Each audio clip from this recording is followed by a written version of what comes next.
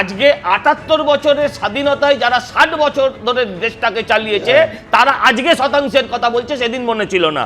আমরা দেখলাম যে একটা ব্যালেন্স ভাষণ, এটা উপুর করে দেওয়া জনগণকে একটা বাজেটে একটা ব্যালেন্স ভাষণ দিয়ে গেলেন। কারণ ব্যালেন্স না বললে যদি শুধু বিরোধিতা করি তাহলে বাড়িতে গৃহিণী ছাড়বে না।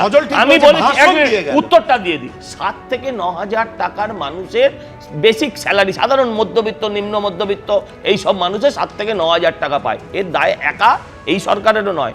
আমি আপনাদেরকে একটা কথা বলি যে আপনাদের চোখে যারা ১ লাখ টাকা পায় তারা সত্যিই উচ্চ মধ্যবিত্ত, কিন্তু এই উচ্চ মধ্যবিত্তের যদি বাইং ক্যাপাসিটি বাড়ে তাহলে তার থেকে নিম্ন মধ্যবিত্ত বা মধ্যবিত্ত শ্রেণীর মানুষ সেখান থেকে উপকৃত হয়, সেখান থেকে টাকাটা রোটেশন হয়, টাকাটা সার্কুলেশন হয়। আমি একজন ইকোনমিক্সের ছাত্র না হয়েও সাধারণভাবে এটা বুঝতে পারি যে এটা মানুষের উপকার হয়, আর উপকার হলে মানুষের প্রতি ভরসা বাড়ে, আস্থা বাড়ে।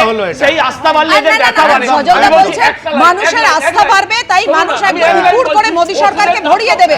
সামনেই ৫ তারিখে দিল্লিতে নির্বাচন। না আমি একদম সামনেই বিহার একটা আজকে সজলদা বলার দিন। ওষুধের দাম তো কমেছে, সুমনদাকে বলবো আজকে ২-৩টে দিন না ক্যান্সারের ওষুধ দরকার না, ও একটু ঘুমের ওষুধকে ঘুমিয়ে ও একটু ঘুমের ওষুধকে, কারণ ওদের রাতে আর ঘুম হবে না, ওদের রাতে আর ঘুম হবে না। যে ধরনের বাজেট করেছে, এই বাজেটের বক্তৃতায় এখানে বসে বাজে কথা বললে পরে, বাজেটের বিরোধিতা করলে পরে নিচে যে গাড়ির ট্যাক্সি ড্রাইভার ওকে ছাড়তে যাবে সেও ওর প্রতিবাদ করবে। এটা বোঝা উচিত।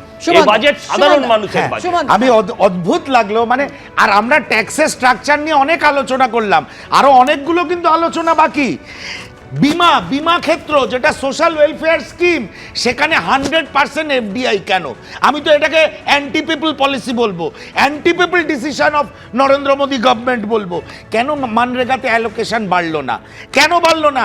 রেলওয়ে সেফটিতে নিবেশ কোথায়? এগুলো তো নরেন্দ্র মোদীকে এবং নির্মলা সীতারামনকে উত্তর দিতে হবে।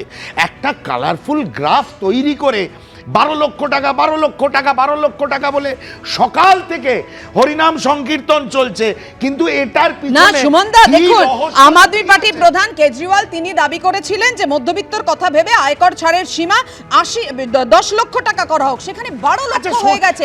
অর্থাৎ দিল্লির কথা ভাবুন, সেটা তো পকেটে। পাপিয়া, সোনার দাম বাড়লে ইকোনমিতে কি এফেক্ট করে সেটা ইকোনমিস্টরা বলবেন। আমি মধ্যবিত্ত বা নিম্ন মধ্যবিত্ত, সোনা কিনতে গেলে 10 বার ভাববো কেন? আমার বাড়িতেও তো আমার বোনকে, আমার কন্যাকে বিয়ে দিতে হচ্ছে। সেই ব্যাপারে নরেন্দ্র মোদী সরকার কি পদক্ষেপ নিয়েছেন, কি ডাইরেকশন দিয়েছেন, আমি তো জানতে চাই। আপনি বললেন নরেন্দ্র মোদী সরকার কি পদক্ষেপ নিয়েছেন। নরেন্দ্র মোদী সরকার বারবার বলছেন যে আম জনতার পকেটে পয়সা আসবে, গ্রোথ রেটও বাড়বে, অর্থাৎ সব দিক থেকেই ভারসাম্যের কথা তিনি উল্লেখ করেছেন তার বক্তব্যে। রাখবো আপনাদের সামনে।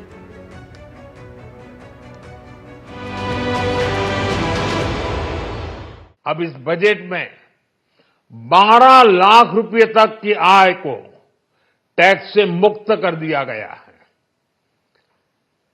सभी आय वर्ग के लोगों के लिए टैक्स में भी कमी की गई है। इसका बहुत बड़ा फायदा हमारे मिडिल क्लास को, नौकरी पेशे करने वाले जिनकी आय बंधी हुई है ऐसे लोगों को, मिडिल क्लास को इससे बहुत बड़ा लाभ होने वाला है। उसी प्रकार से जो नए नए प्रोफेशन में आए हैं, जिनको नए नए जॉब मिले हैं, इनकम टैक्स की ये मुक्ति उनके लिए एक बहुत बड़ा अवसर बन जाएगी। साथियों, इस बजट में मैन्युफैक्चरिंग पर 360 डिग्री फोकस है, ताकि एंटरप्रेन्योर्स को, एमएसएमईज को, छोटे उद्यमियों को मजबूती मिले और नई जॉब पैदा हो।